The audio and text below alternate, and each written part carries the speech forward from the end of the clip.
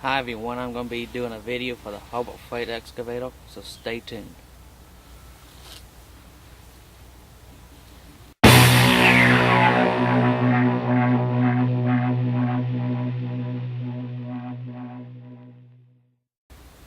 Okay, I'm going to be talking a little bit more about the excavator, showing how it's used, and I'm going to try and get some close-ups with a GoPro. I made a magnetic base for it. See how that goes. As you can see, I have my phone number and stuff covered up. I get enough prank calls the way it is. I currently have the bucket that comes with it on it. It's a 13-inch bucket. That's the only one Hobart Freight offers, which is why everybody gets a hold of excavator buckets from DR. I have a 9-inch bucket at the moment. Eventually I'm going to switch that out. I'm going to show you how I do that. So, I think that's about it.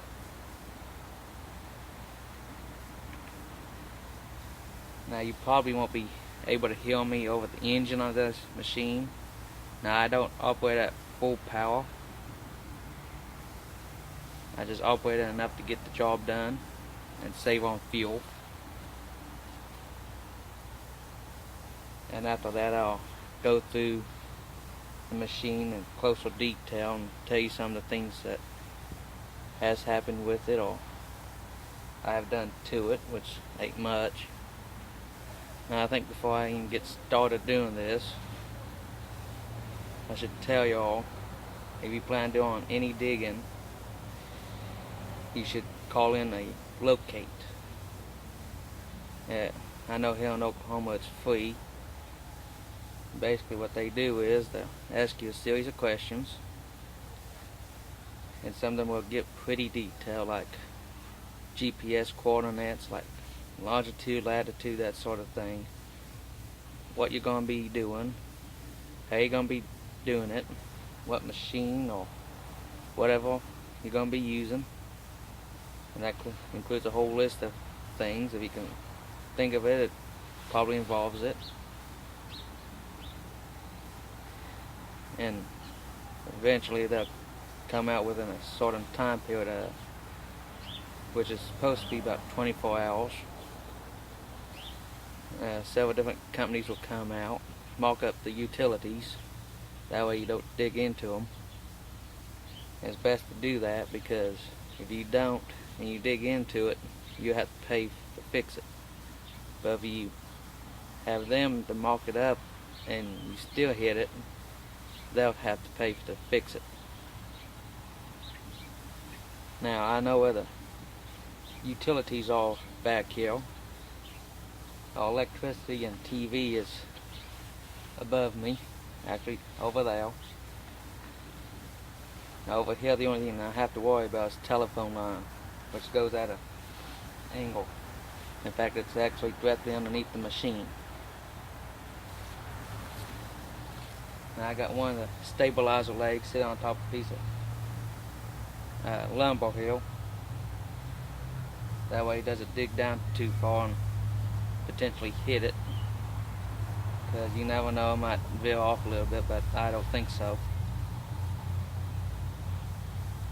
I'll get the camera hooked up and get this machine going. See you in a minute.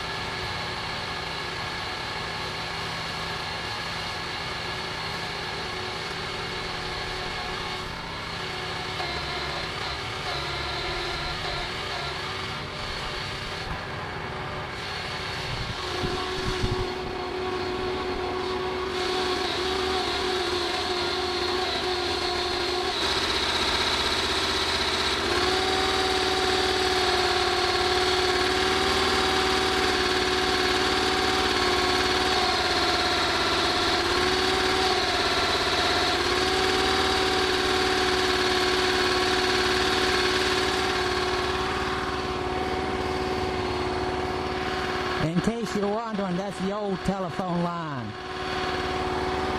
It's no longer on service.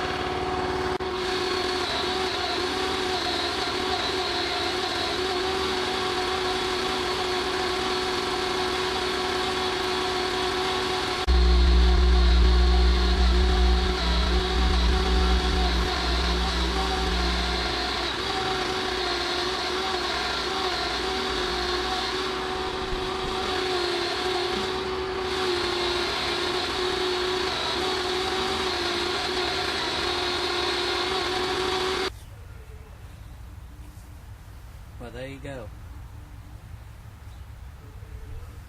That's how the machine operates. Now, pretty much everything you've seen was going to be either sped up or in actual time. I did a little bit of both. Now, this machine ain't incredibly fast. In fact, I didn't even throttle it up a little bit. I just left it go. Now you notice how slow it moved? That's the way it normally is. Now, you can speed that up a little bit, but the way this is set up, it's not a balanced system, so to speak. And basically what that means, the hydraulic cylinders and the control valve can handle a lot more flow. In fact, the controls are limited to 10 gallons a minute. Well, the pump, on the other hand, is around about 3 gallons a minute. So you're only getting about 3 gallons a minute through the control system. That's why it's so slow. Now, you can switch that pump out with a bigger pump, so you're looking at $150, $200 easily just for the pump. And then you have to get new hoses made up,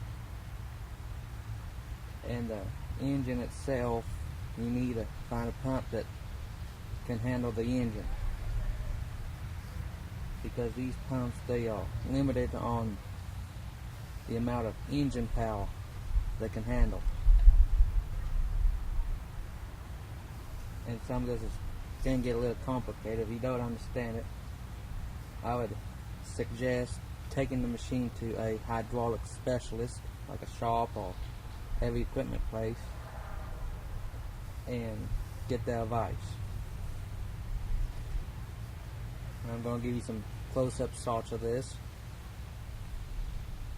and show you some stuff that I've done, or talk about what has happened to the machine since I've had it.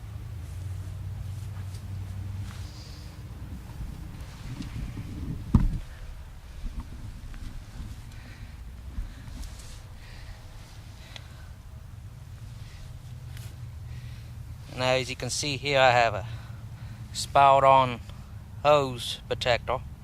I would highly suggest get some of this and put it on here, because you do have points like this, and on the other side I got some down in here. You need that. And I do have a piece that goes all the way through here, attaches to the hose on the cylinders. Well, the cylinder there. There's some down there and some down through there, just to protect it. Now, somewhere on here there's a leak. I'm trying to figure out where that is. As you can see, it's pretty dirty. Now, my advice to you, before you even bother greasing these two Zork fittings, change them out with something better, because when I greased this one, the Zork fitting broke off, and I had to go through all kinds of headache trying to get that fixed. Now, my advice to you, if you do not have them, get a lock and lube coupler fitting and an air-powered grease gun. Trust me, you need it. If you don't have an air compressor for the grease gun, you can get electric or battery powered guns, and that'll help you out even more. Now, problem is greasing these things. Those are little pins. Basically, these are like a ballpoint pen. They got a little BB or something in there you have to push down and grease. Now you can get grease gun attachment kits that comes with everything you need, except for the lock and loop coupler. I would suggest getting that thing, because you just squeeze it, jaws open up, put that onto the Zork fitting, and start greasing. Now I don't have mine here to show y'all, but I do have one.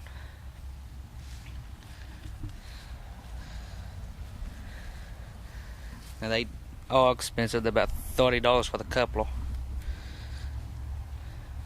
but it's worth it.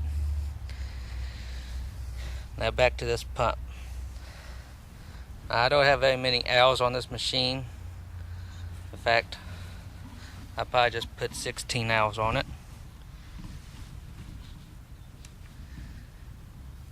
Yeah, it's showing 16.6.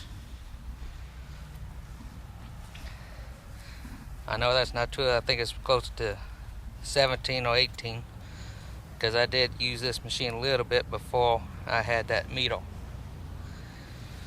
But at the 10-hour mark, this machine gave me a bit of a scale because I was using it.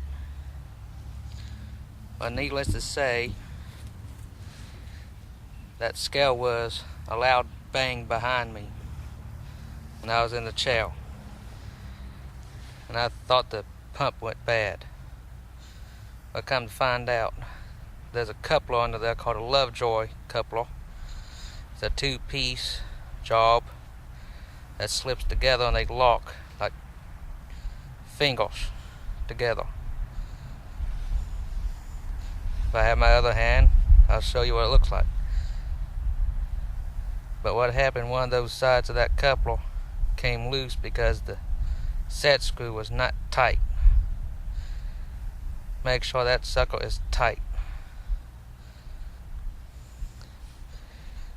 And if that happened to you, basically what you need to do is loosen everything up and align the couplers back together, slide them together, and put everything kind of tight back together. Well, not tight, but loose enough where you can actually start the engine up and get everything lined back up a little bit, then tighten it.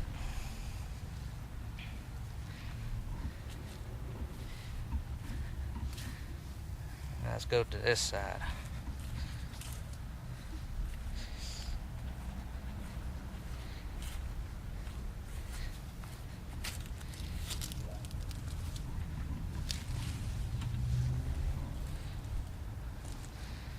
Now you notice I don't think you can see it. Oh, maybe you can. There's wires going through there to hold those pins in place. The reason is because that loop is supposed to pivot over and lock everything together. Problem is, you got these eyelet covers, well, protectors. They're in the way. So I'm trying to find one, the pin like that size, with a bigger loop.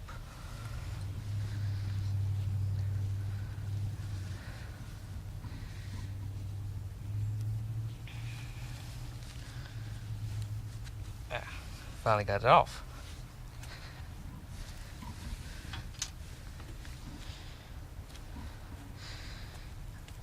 And basically, if you don't know how to switch these buckets around, it's actually very simple. Pull those pins out. You got a spacer tube back there. move the boom over to the next bucket. Now this bucket is heavier, so you have to finesse it. Line up the beam arm holes with the holes on this. So line those holes with these. Not these. These. Because that's 2 holes. Those will lock the bucket in place so it doesn't move when you're traveling. Now once you get the main boom or the main beam on here, you can actually pick this whole bucket up and pivot the bucket up and down this way to attach this side. That would be a lot easier than trying to get these to line up. You just lift it up, get it to where it swing, and attach it that way.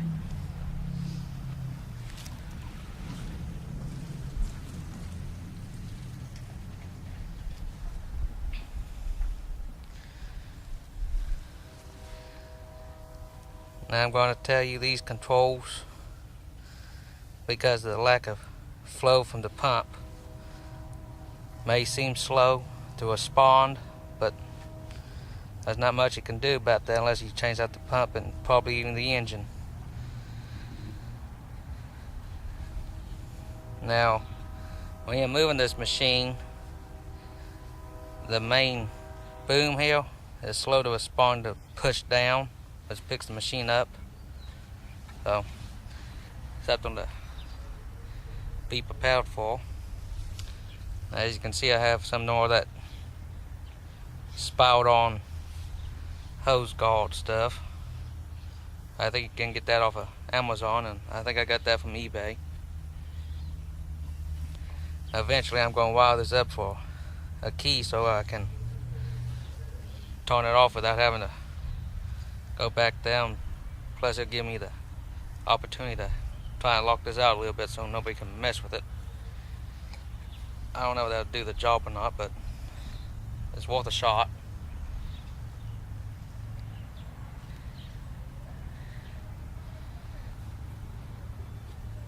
Now these swivel wheels are on here. I put those all on the top of that piece there, so when you take the stabilizer arm off, you can flip this over. You have 2 swivel wheels facing down. And there's the other one there.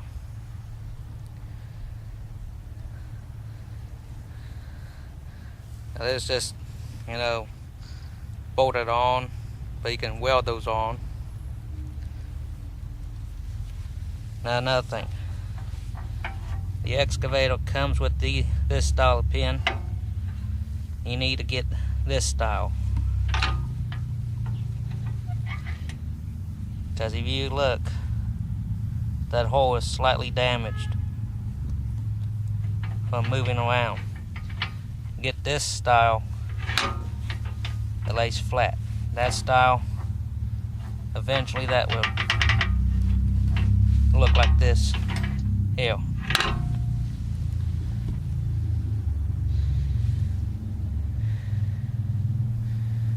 Well, I think that's about it. Battery's about ready to die, so I'll get this uploaded, and until next time, have fun.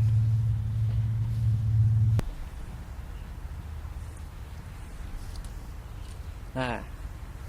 Believe it or not, I forgot I had another battery with me, and I had this machine packed away. Now, I'm going to tell you one thing I like to do is leave the engine go and without gas. That way there'll be no gas in the carburetor. Do I have one of these? You got the on-off for the gas. You got choke and on-off switch over here. As you can see, it's still on. I just flip the valve over for the gas and leave it go until it dies. And I leave it cool off before I put the top on it. Now the one thing I was kind of thinking about while I was packing this away,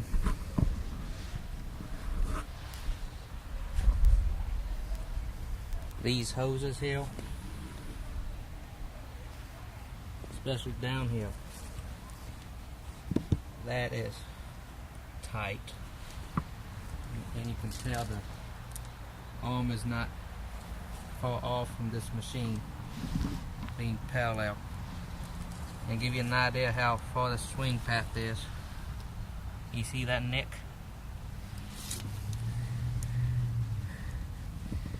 That's where it's hidden from somewhere under here. And there's one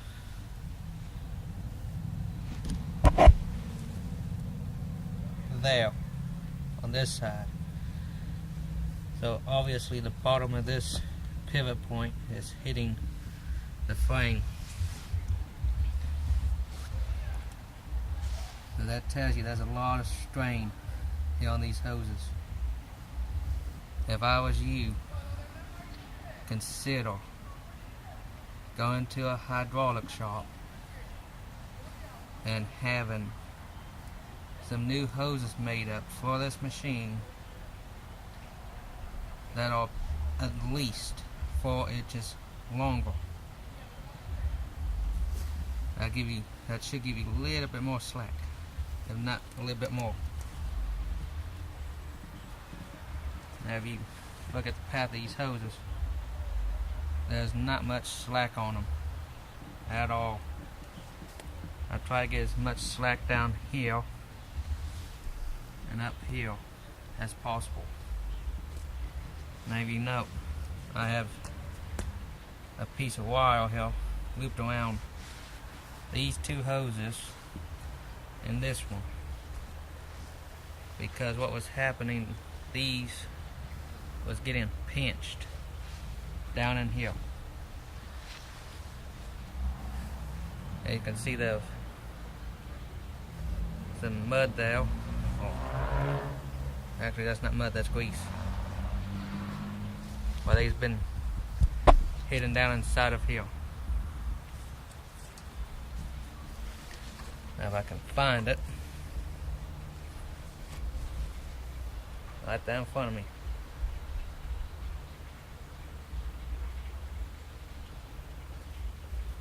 Right in front of my thumb,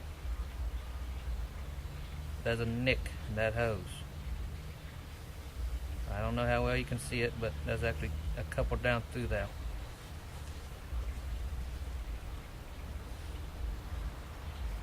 Now that's better. There you can see what kind of problem that is. Now this hose here goes into the bottom of the bucket cylinder. As you can see how tight it is. I cannot move it. And no flex whatsoever right there. So eventually this hose will probably end up popping off of there.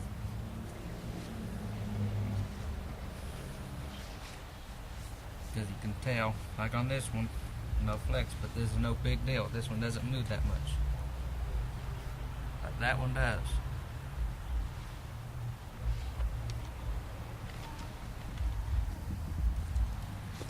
So that's something else you need to think about.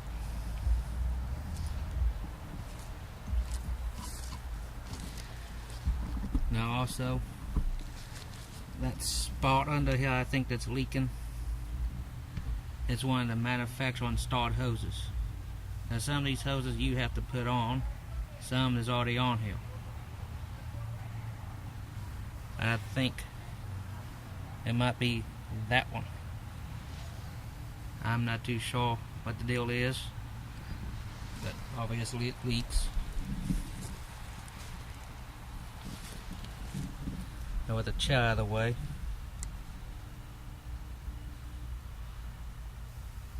That's how much I got on it now. And another thing, when you go change this oil filter out, you just might as well go buy the whole kit and put all new on there, because I do not know if you can buy filters for this thing locally that would fit that piece.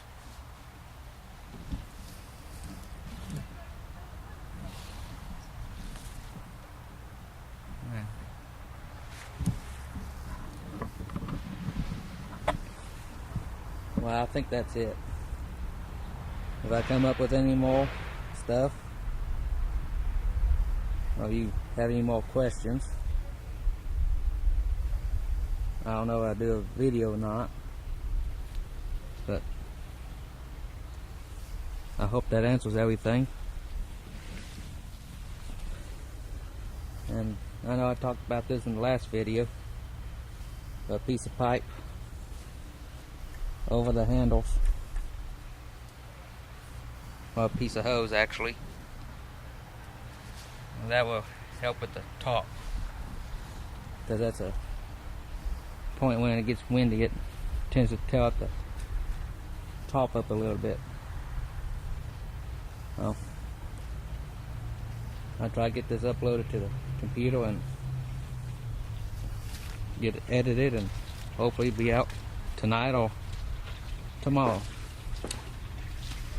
Oh, hope you enjoyed it.